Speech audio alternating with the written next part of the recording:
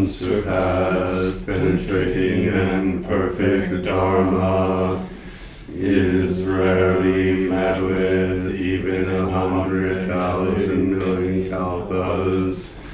Having it to see and listen to remember and accept, I vow to taste the truth of the Tathagata's words. Good morning, everybody. Good to see you all. Good morning. So happy that we can gather together again in the Zendo. Good to see you again. It's been a while. Yes.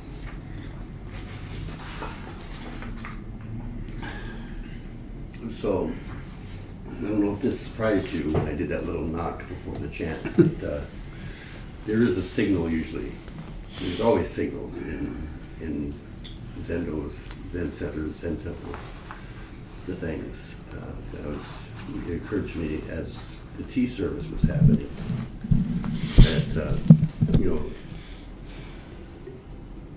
in the monastery, we take all our meals in the Zendo, and it's quite an elaborate affair.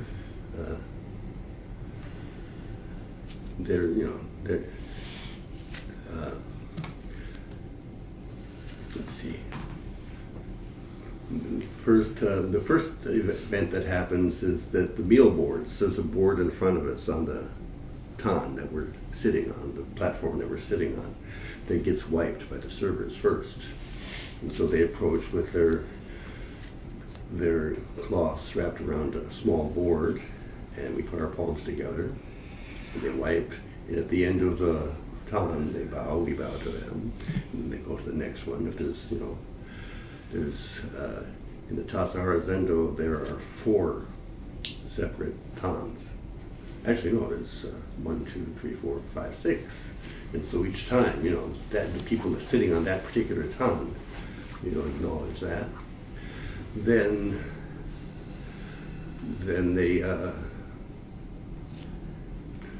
they start serving various things, and you're sitting there, and when they come up with the pot of food, just like we do, we bow to each other and hold out the bowl while it gets filled, and then bow, and then the second dish comes around, etc., etc.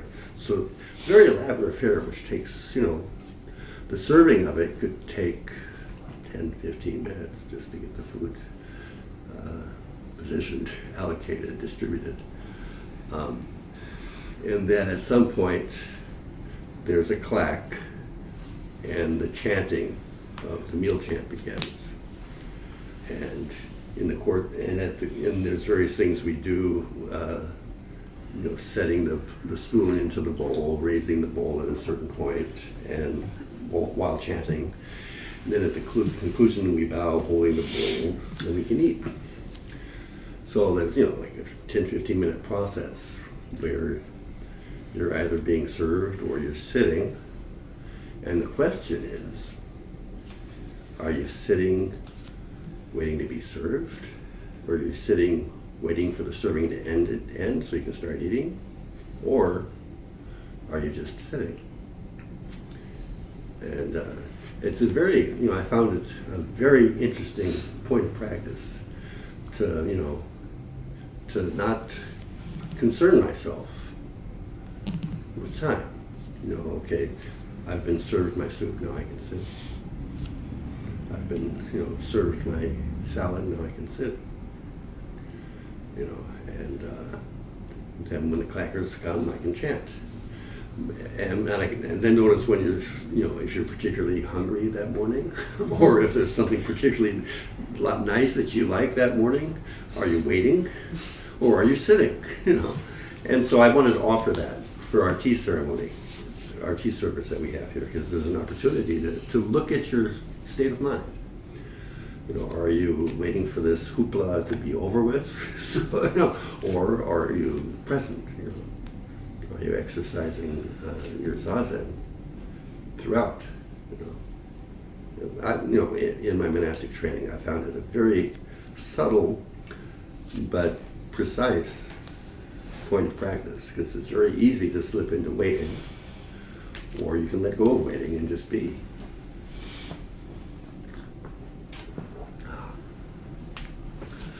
This morning I wanted to review meditation practice and Zazen. And notice I said meditation practice and Zazen, because there's some overlap, if you will, but it's not synonymous. And I wanted to try to kind of like bring the distinction into focus. In meditation practice, I usually present like a 4-part structure, right? You all remember that 4-part structure? Part number 1, taking your seat. In other words, when you come into the Zendo, you just don't plop on down carelessly, but you bring your full attention to the activity. You bow to the seat, you bow away from it, and you settle your body onto the cushion with clarity and care, as if for the very first time. And I'd like to mention that in a Dharma talk once, during a sesshin, where we'd all been sitting, hours on end each day, Norman began one of his talks by saying, it will probably take you some time to find your seat, but it's worth the journey. And here we are sitting in the Zendo, and he made that statement. So taking your seat, finding your seat, has limitless meaning. And each time you do it, as if for the first time, you have an opportunity to explore what it means to take your seat. So, with care, and then you've got, if you're sitting cross-legged, you've got 3 points of contact, a little tripod, so you kind of like bring some kinesthetic awareness to how your weight is being supported and how your spine is, if it's in a relationship with gravity, in equipoise, so the musculature can relax. If the skeletal system is well aligned, you don't have to use as much muscular effort to keep you upright. So each and every time you sit, you're exploring that anew, as if for the first time. Bringing beginner's mind to your own very body, which you think you've known for 64 years or less for some of us. Or more for some. Or more for some of us. And so with intention, with deliberation, you're taking the seat of awakening, the Bodhimanda in Sanskrit, that Buddha took under the Bodhi tree in India.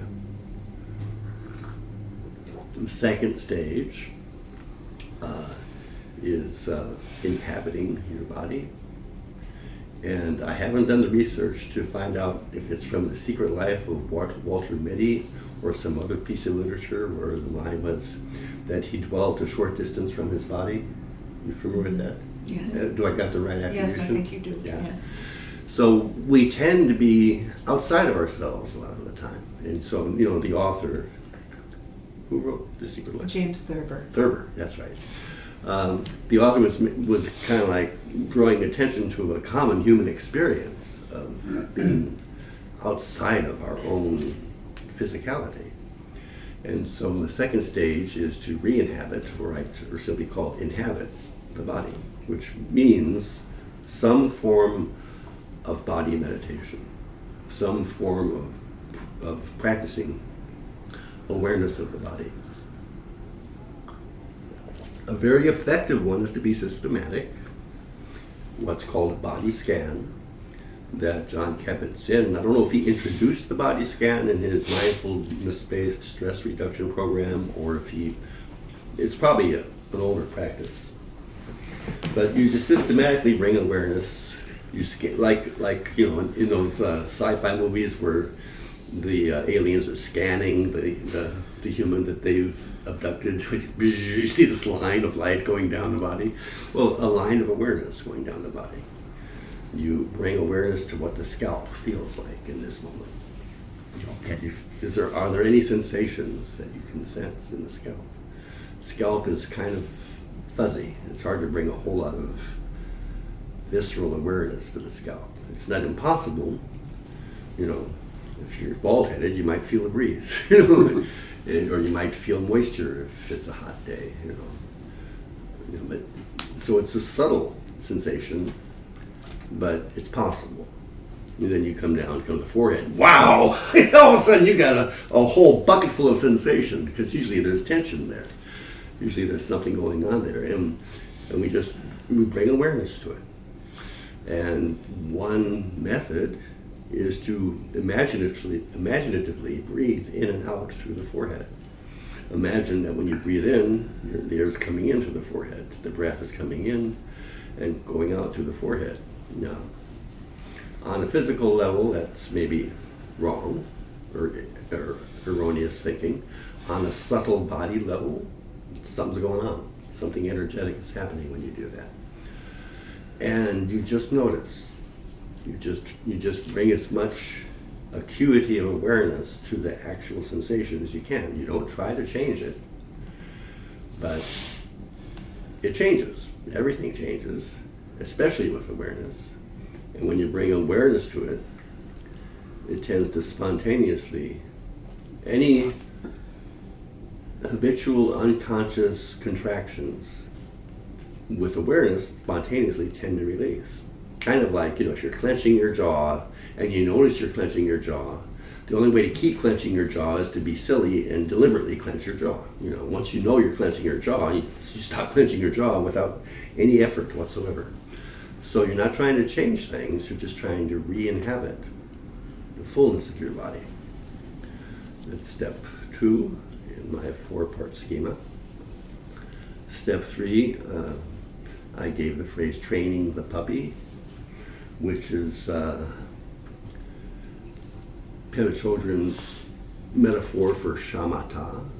Shamatha is the translation of the Sanskrit is calm abiding, where the method is to rest awareness on a single point, usually the breath. So training the puppy, training the mind that's always running around wagging its tail, or the monkey mind, in Chinese, Japanese Zen, it's called the monkey mind. The mind of prapanka, the mind of proliferating ideation, habitual, random thinking, always thinking. The mind's always churning something. Calm abiding, training the puppy, is shamatha is sometimes translated as mental stabilization. So you practice stabilizing awareness on a single point. And the breath is usually recommended, or the breathing body. You bring your awareness to what it feels like to sit here and breathe, and you encourage yourself to stay there. Stay. The mind will wander away, and then you call the puppy of awareness back. Stay on the mat of the awareness of the body and the breath. And so it's a training of the wildness or the undisciplinedness of mind. And one of the things that that Pema Chodron likes to stress is, when you're training the puppy, don't hit the puppy. Be gentle. When you notice the mind is wandering, don't indulge in recriminations about how lazy or how bad of a meditator you are. Just notice, and with gentle precision, come right back to this moment of breath of the body.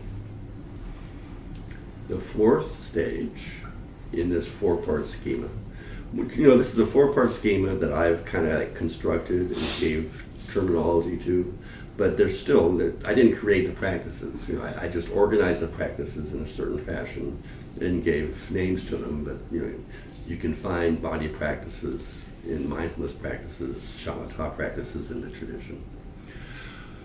The 4th stage, I gave the verbiage letting go. leaping clear, or non-meditation, you might call it, where you just sit. You're not meditating anymore, you're just present.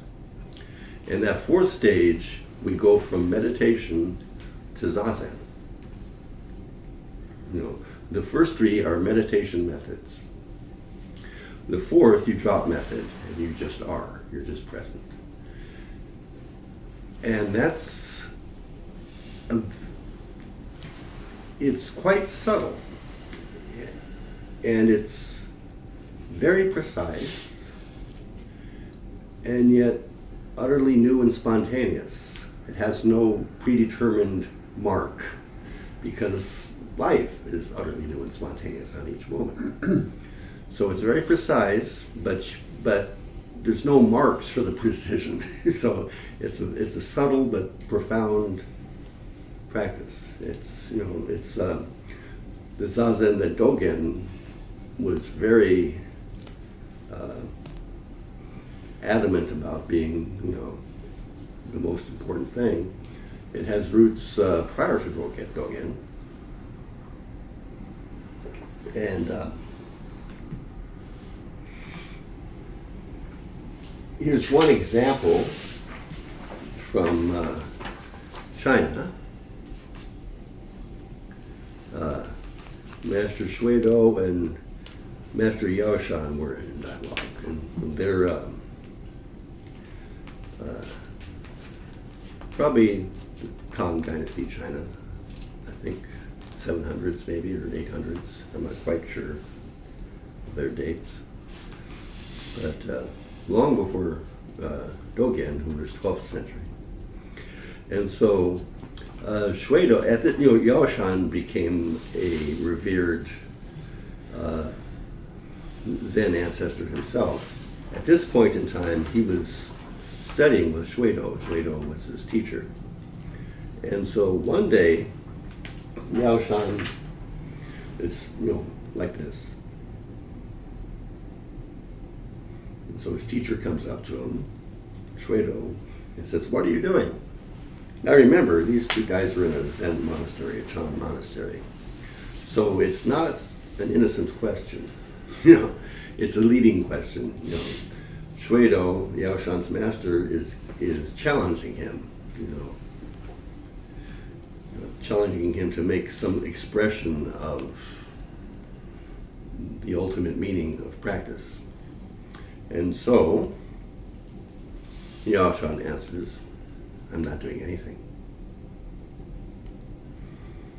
Shuido, I like to think, was intrigued by this answer, and so decided to carry the conversation further by saying, "So, you're sitting idle and goofing off?" And Yaoshan answered, "If I were sitting idle goofing off, then I would be doing something." And Shuido, very intrigued at this point, I think, said, "Well, please tell me, what is this not doing that you're not doing?" Or something like that. And Yaoshan answered, "Even if you gathered 10,000 of the ancient Buddhas, they would not be able to fully explain it." And at that point, the conversation ended. Shuido had no rejoinder, which leads me to believe that he was pleased with that answer, that he accepted that answer. So that is one of the most precise explications of just sitting, not doing anything. And it's not capricious monkey mind spinning around, it's not crafting a grocery list for what you're going to do when zazen is over, or planning your vacation. That would be doing something. Indulging in reverie or fantasy would be doing something. Just not doing anything is more precise than that, and ultimately ineffable. That's what Yao-Shan said, right? Even if you gathered 10,000 of the ancient Buddhists, they could not fully it. They couldn't fully explain it. It's unutterable. It's not graspable conceptually. Yet it's got a quality of precision to it. So Dogen, one of the first things Dogen was unsatisfied with the Buddha Dharma that was happening in Japan in his day. He was trained from childhood as a monk. I think age 7 or 8. People did that. I don't know if he's quite that young, but from boyhood or tweens at least on, he was in monastic environments, Tendai Buddhism basically. But he was unsatisfied. He was yearning for the true Dharma, a truer understanding of things that he felt he wasn't getting from the institutional Buddhism of his day. So he went to China to try to discover the roots. He encountered his teacher, Ru Xing, who he felt possessed the true Dharma and transmitted it to Dogen. And then Dogen came back to Japan, pardon me. And one of the first things he did is he composed and tried to promulgate a short text, a 2-page text called Fukan Zazengi, which basically translates the universal recommendation of Zazen. And it's an interesting document. The first part is some rhetorical language about why to practice when we're already Buddha, but Buddha is as Buddha does, so that's why we practice. In different language, he doesn't quite say it that way, but the first part is verses about that. Then he gives some practical instructions, find a comfortable seat, loosen your belt, cross your right foot over your left foot over your right, you do the hokey poke no. And you align your nose to your navel, your shoulders to your ears, you rock your body right and left and settle into a stable, immobile sitting position. In other words, find your seat. And then, how to place the hands, and then that cryptic, famous phrase, think, not thinking. How do you think, not thinking? Non-thinking. This is the essential art of Zazen, which is a topic for another talk, not what I want to talk about today. But towards the end of it, he describes Zazen. And he says, the Zazen I speak of is not learning meditation. The Zazen I speak of is not a method of meditation. It's not finding your seat. It's not body awareness. It's not shamatha. It's not a meditation. Well, what is it? It is simply, he says, the Dharma gate of repose and bliss. Other translations, it is simply the Dharma gate of joy, ease. The practice realization of totally culminated enlightenment. It is the manifestation of ultimate reality. So that's his description of Zazen. One descriptor is it's the Dharma gate of repose and bliss, the Dharma gate of ease and joy. You're just hanging out. You're just abiding. The practiced realization of totally culminated enlightenment. It's waking up on the spot. And it's an activity of awakening, not a state of awakening, an activity of awakening. That was Dogen's insight. He was what is the nature of the Zen way, and its practice and realization are not two. Or as I said earlier, Buddha is as Buddha does. A bicycle is not a bicycle if it's leaning up on a wall, against a wall in the garage. The bicycle doesn't fully become a bicycle until it's rolling down the road. That's when it's fully a bicycle. It could be a trellis. You lean it up against a wall, and you plant some seeds below it, and these creepers grow up, and it's not a bicycle, it's a trellis. It can't be, it's only a bicycle when it's actually bicycling. And so that was Dogen's insight, that's the nature of realization, it's activity. And Zazen is the activity of awakening, being present to that motorcycle as it arises in awareness. So then he goes on to give a third descriptive phrase. It is a manifestation of ultimate reality. It's a manifestation of ultimate reality. That motorcycle is just as real as anything else. That motorcycle is the manifestation of ultimate reality. That microphone, the taste of your tea. Then he goes on to say, traps and snares can never reach it.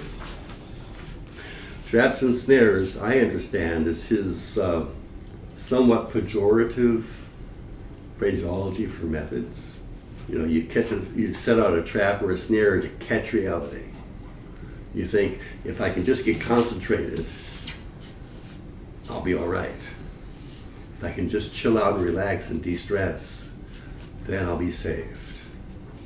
And he says, methods don't reach it. Meditation doesn't reach it. It's more subtle than that. But it's very precise at the same time. It's not sitting idle and goofing off. It's doing nothing in a very precise way that has no predetermined marks. So it's, usually you think if something's precise, it's obvious. But this is precise and limitlessly subtle at the same time. But, or not, he doesn't say but here, but then he praises its virtue. He says, once its heart is grasped, once the heart of just sitting, once the heart of not doing anything, once the heart of Zazen is grasped, once you actually encounter it, enter into it, you are like a dragon gaining the water, like a tiger taking to the mountains. So those are, in other words, this is my environment, baby. This reality, the motorcycle out there, this coming into being of things is home. I'm at home in the universe. This is my domain. That fireball of nuclear activity that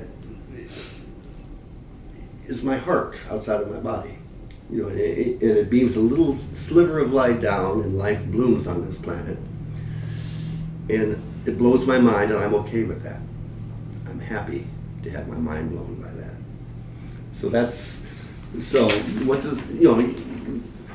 One time I was coming back from town tripping to Tassajara. It was nighttime, and I had this notion that there's this place on the road called Lion Point, where at a bend in the road, that kind of the mountains, which are steep, opens up a little bit, and you get a fairly wide glimpse of sky. And I thought, hey, and it's a moonless night, cloudless night, let's stop at Lion Point and check out the sky. I got out and I looked up at the sky, and it was overwhelming. I couldn't hang out there. I got back in the truck and drove back in. But I think once its heart is grasped, you're not freaked out by the awesome, ineffable mystery of each and every little thing in life. It's ineffable, but you're intimate with it, and you're nourished by it. And so Dogen is suggesting once the heart of Zazen is grasped, you can actually relax. You're at home in the cosmos. You're of one piece with the Milky Way galaxy and the Sierra mountain range. You're not separate from it anymore. You're home. So he says it poetically. You're like a dragon taking the water, like a tiger taking to the mountains. You know, you could just romp it at your leisure. No fear. No fear of the full starry night sky. No fear of death.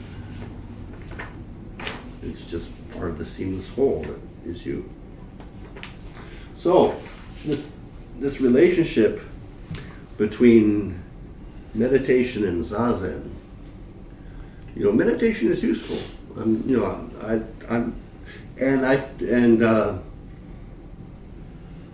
Meditation can't reach zazen, but meditation doesn't obscure zazen either. I mean, you can, in the space of zazen, you can do shamatha. If you're gentle about it, if you don't make a fetish out of it, if you don't think a concentrated mind is going to save me. No, the concentrated mind is just some mode of play within zazen, or relaxing the body. Relaxing the body doesn't have to obscure zazen, as long as you don't fetishize it and think, if I can get really relaxed, that will save me. You don't grasp at relaxing the body. But relaxing the body is just another form of dancing in zazen. So they support one another. You know, meditation can refine zazen. Meditation practices, meditation methods can refine your experience of zazen. And zazen can liberate and keep you from being enslaved by method, if you understand the complementarity. Did I say that right? Complementarity? Does that sound correct? of the two. I like to think of it in terms of a telescope. I got into amateur astronomy in a big way.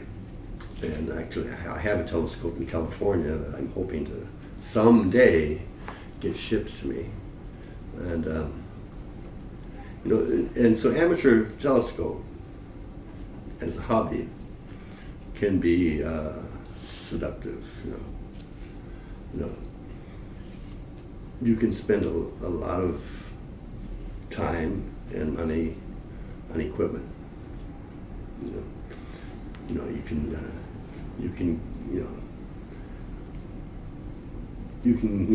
If you spend more money, you can get a larger aperture telescope, which is harder to optically craft the lenses for because they're larger and they have to be smooth. And you can upgrade from cheap eyepieces to more expensive eyepieces. Cheaper eyepieces, they might have a small field of view, but if this company called Teleview got famous for creating wide-angle eyepieces where you look through it and you feel like you're in space because you're looking at Jupiter through a narrow eyepiece and you see Jupiter. But if you look through wide angle, the same magnification of Jupiter is surrounded by space. And you go, oh, this is really nice. And so, amount, if it's well constructed, it's heavy and it moves smoothly. The heaviness of it keeps the optical tube from shaking a lot. And so all these, you can refine your telescope in various ways. But you don't sit and stare at the telescope. The point of the telescope is to look at Jupiter or craters on the moon. That's what you're trying to do. That's what you want to do. You want to see those celestial bodies, And so meditation methods are kind of like, to me,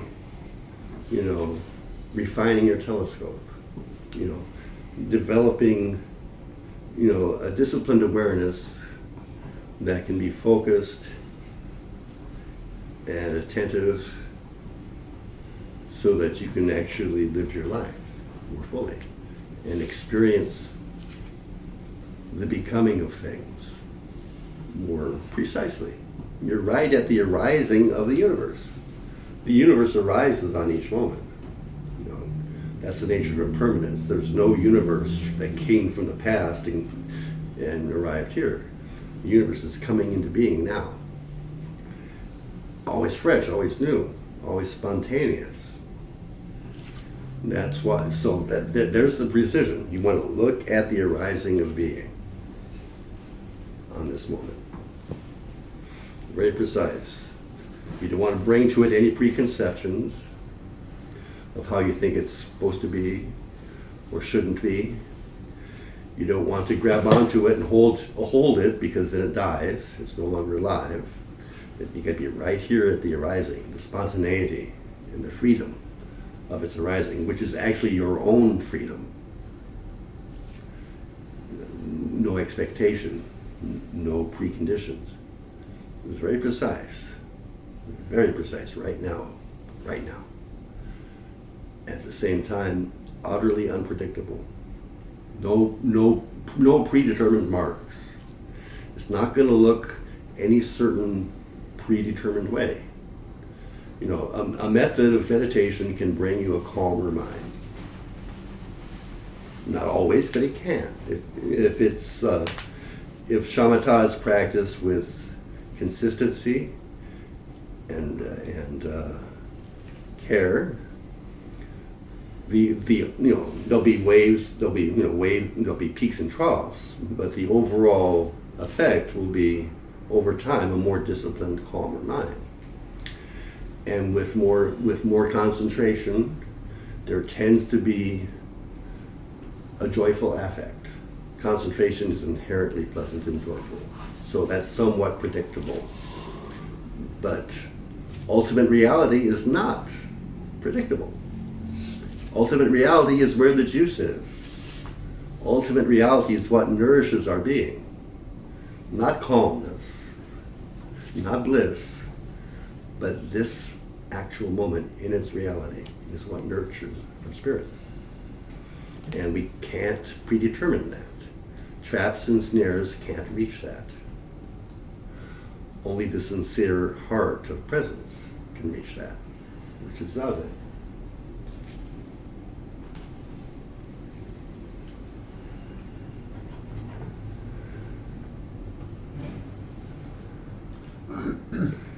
So, in Genjo Koan, Dogen says the following. It says, when Dharma does not fill your body and mind, you may assume it is already sufficient. When you haven't grasped the heart of Zazen, you may think everything's okay, that everything's complete. When Dharma fills your body and mind, you understand that something is missing.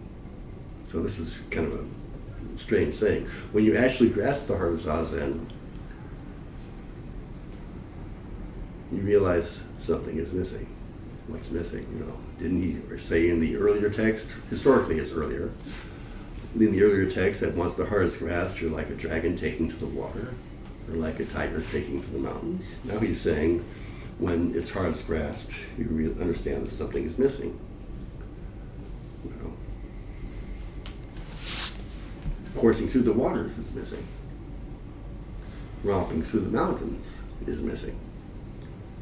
You haven't arrived anywhere. There's no place to arrive, because there's no permanent place. Then he gives an example. For example, when you sail out in a boat to the midst of the ocean where no land is in sight, and view the four directions, the ocean looks circular and does not look any other way. So, you go out to the Pacific Ocean, you sail out far enough away from any islands or land masses, you look around, there's this blue disk. That's what he's describing. But the ocean, is neither round nor square. Its features are infinite in variety.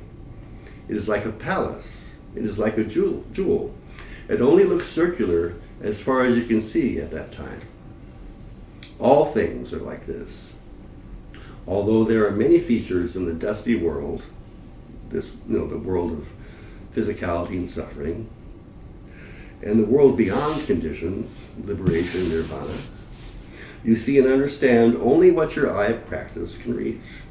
So even so, this moment is utterly limitless in its exfoliation or its unfolding, in its exquisite, detailed wondrousness.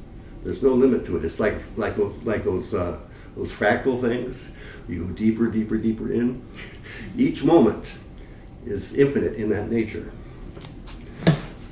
Although there are many features in the dusty world and the world beyond conditions, you see and understand only what your eye of practice can reach. That's what's lacking. Or, understand what's lacking is the exploration. There's no point of arrival. In order to learn the nature of the myriad things, you must know that although they may look round or square, the other features of oceans and mountains are infinite in variety. Whole worlds are there. It is so not only around you, but also directly beneath your feet, or in a drop of water. Each tiny little thing has a quality of limitlessness to it. So, again, to go to a telescopic metaphor, I started getting involved in amateur astronomy after Jacob and I became members of Chabot Space and Science Center in Oakland, California. We were just going, and he just loved it. He memorized the names, not just he was 5 years old, and he knew not only the names of all the planets, he knew all of the Galilean moons of Jupiter. And we went in there one time, and he's 5, 6 years old, and we're in the observatory where they have the telescope in the dome. They had a 20-inch reflector there, and Jim, we learned his name, one of the docents there, a volunteer, not working the telescope, but displaying the observatory for people. So we go in there. It was our first time there, I think. And this is a digression bragging about my son. Actually, it has nothing to do with what I'm about to say. So we walk around, and he sees a picture of Io, one of the Galilean moons of Jupiter. And he said, "There's Io." And Jim turns around. He's right, that is Io. Just amazed that this boy, who not only knew the planets, but he could find Io from a picture.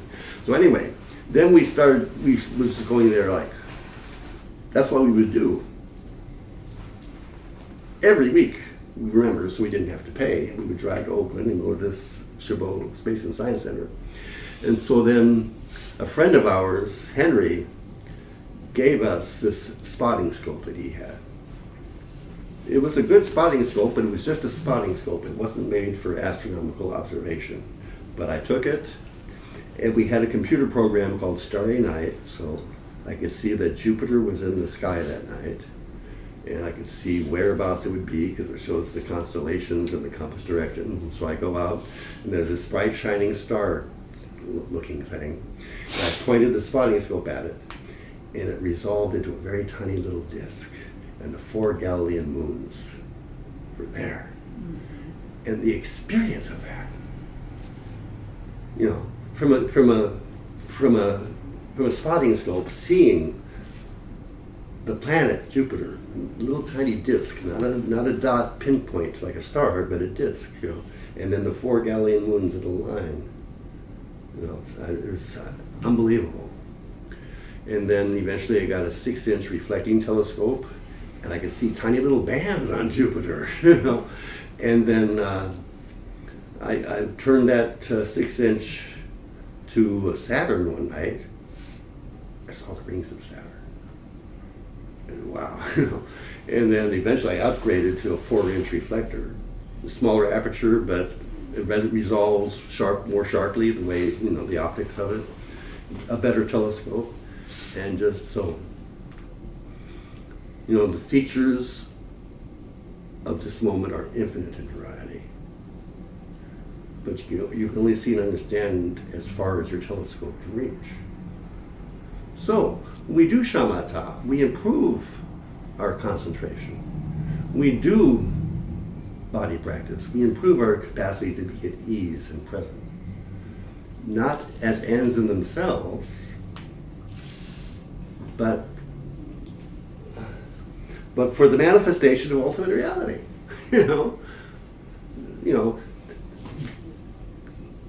Seeing Jupiter as a disk, that first telescope was a manifestation of ultimate reality. But I could only see and understand as far as that telescope could reach. Later on, I saw the bands of Jupiter, another manifestation of ultimate reality. But I could see a little further. And so this very moment of Zazen has the fullness of practice. This very moment has the fullness of realization. A motorcycle blaring its radio outside the road is Buddha nature, is the manifestation of ultimate reality. We may not like it, but it's still a manifestation of ultimate reality. If we refine our telescope, refine our capacity to be at ease, then maybe we can see more of the fact that that's ultimate reality. It's still reality. Ultimate reality is right now just this. And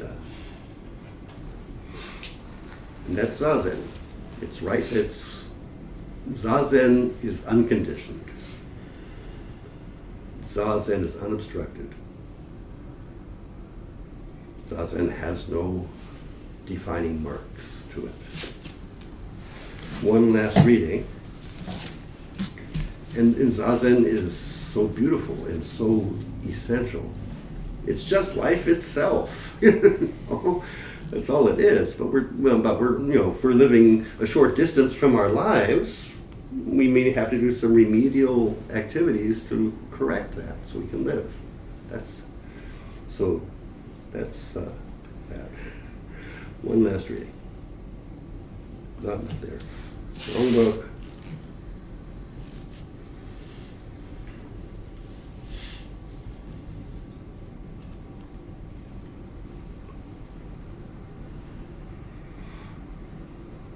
So this is Suzuki Roshi in Zen Mind Beginner's Mind, and I forget which section of this is. So let me find it for you so you know.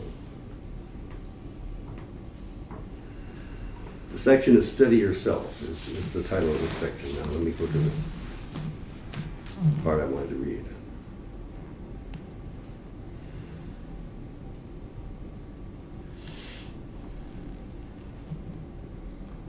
Okay, this is Suzuki Roshi's little commentary on Dogen's famous, I like to say, Sin-Kane, because it's 5 verses. And, they've been extracted from the Genjo Koan as a teaching in and of itself. And basically, it's that one that goes, to study the Buddha way is to study the self. To study the self is to forget the self. To forget the self is to be actualized by myriad things, to come into being with the universe. When you forget yourself, you come into being with the universe. When actualized by the myriad things, your body and mind, as well as the bodies and minds of others, drop away. In other words, subject-object duality drops away. We no longer perceive in that mode, is one way of saying it.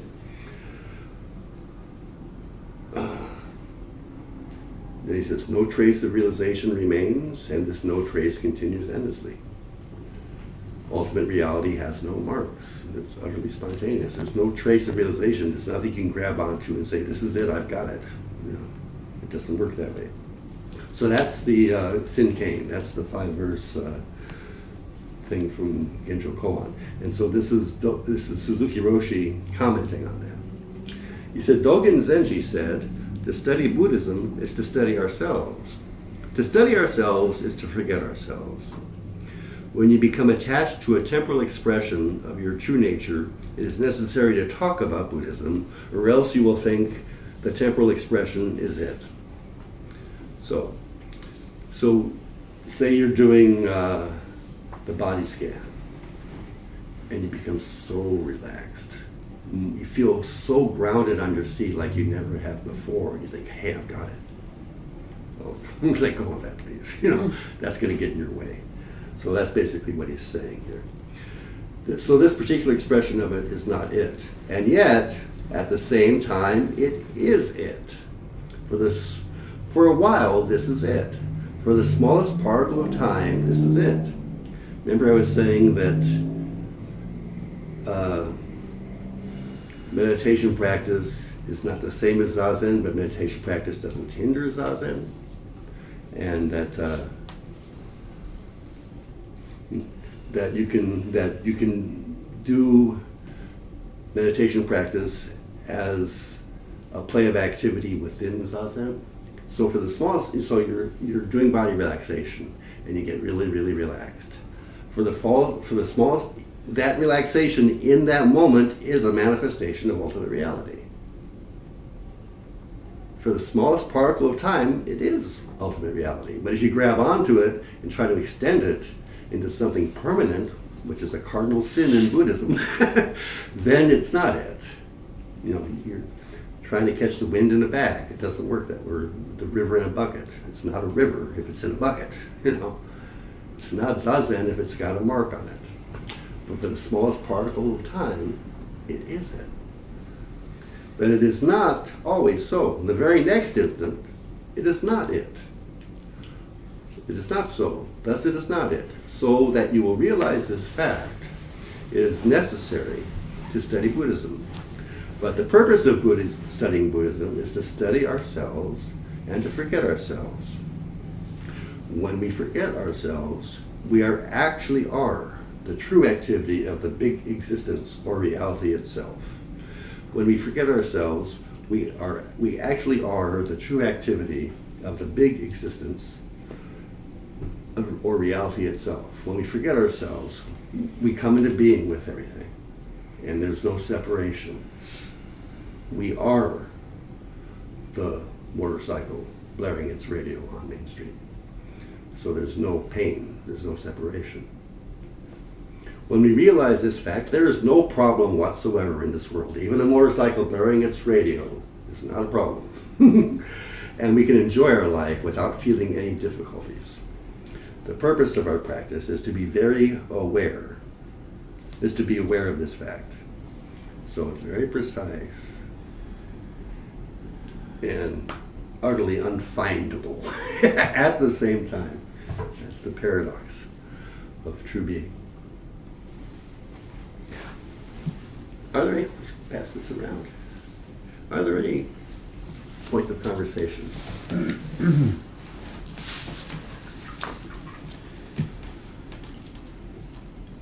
My only point of conversation is I'm totally delighted with your term, town tripping.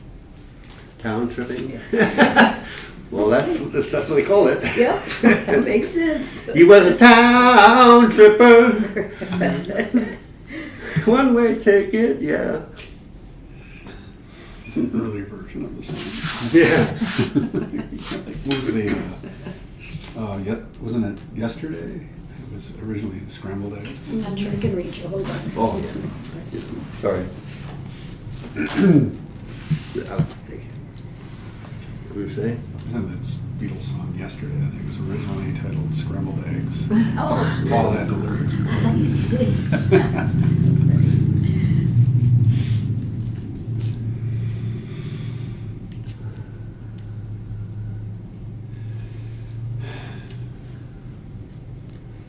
Sorry, I neglected to pass the tea mid-talk. I forgot.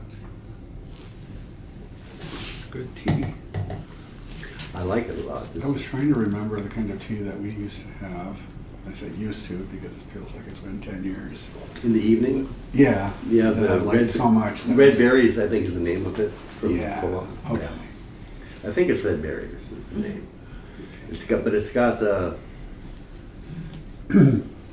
that flower in it that has a tangy quality to it as well. Rose hips. Yeah. Yeah.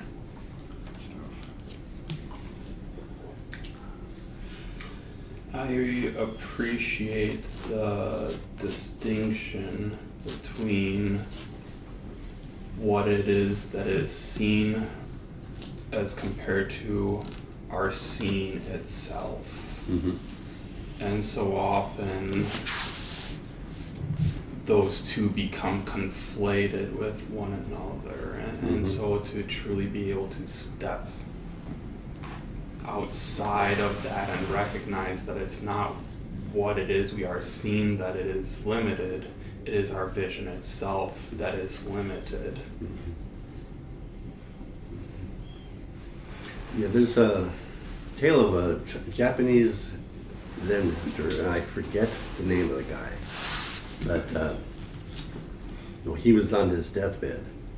And it's kind of traditional for a Zen master to compose a death poem. And I don't know, I should look and see if Mel wrote one before he went. But I know Steve did, and I can't remember it right now. But this Japanese master, his parting words were, "The hills grow higher." The hills grow higher. Which is, you see and understand only what your eye of practice can reach. As you practice, if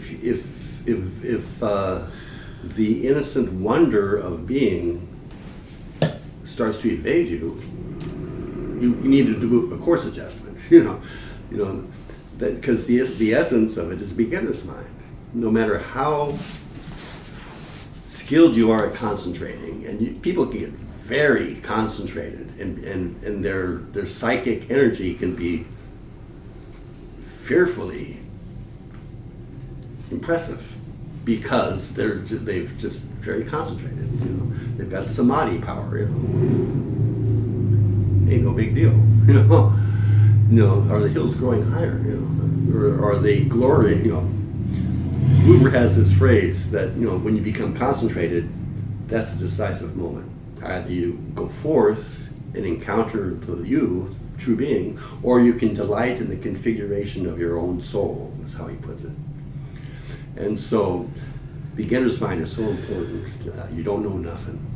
No matter how long you've been sitting zazen, no matter how many sutras you've studied and comprehended intellectually, no matter how concentrated deeply you can be, if you've lost beginner's mind, you've lost everything. If you lost that perspective that I see and only understand as far as my practice can reach. Or the way I like to put it, what is the ratio, what's the difference between the ratio of 5 to infinity and the ratio of 178 to infinity? That's the irrational. That's irrational. No matter how much you progress in Buddha Dharma, it's always day one. It's always opening up to the limitlessness of right here in your face limitlessness. The ineffable, concrete nature of actual reality. That's a phrase I don't like neologisms or coinages so much, but I made one, which is the ineffable concrete. That the ineffable mystery of things is not separate from the concrete nature of things. They're two sides of the same coin, and it's in our face always. And that spirit of expanding into the unknown is what he meant by saying the hills grow higher, which is, to Carl's point of, what we see and the fullness of what we're seeing are different.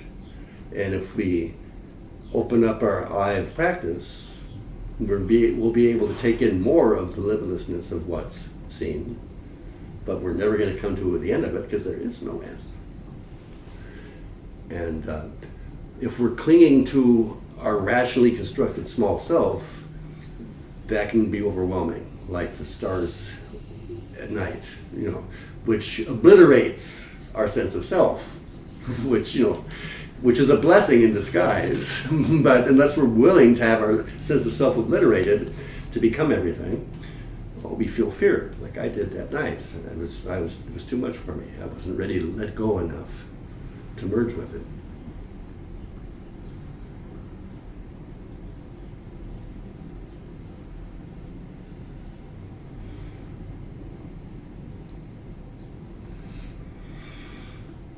But hopefully I'll be going to Tassajara in August with Jacob, and I got over that. I got to the point where after the zazen, there's this bench which we call the bus stop, which is not, no, which is just like, you enter the gate, you drive into the central area, and there's this bench, which kind of looks a little bit like a bus bench. And I would sit, after Zazen, I would sit on the bench, and I'd have no problem. And then after Tassajara, Jacob was born, and I started craving dark skies. And I got to where I detested light pollution more than air pollution because of my limited perspective.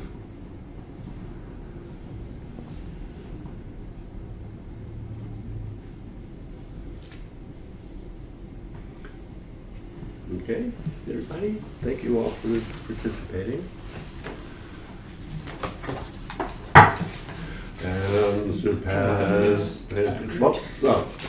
Sorry. May our intention equally extend to every being and place with the true merit of Buddha's way. Beings are numberless. I vow to save them. Delusions are inexhaustible. I vow to end them. Dharma gates are boundless. I vow to enter them.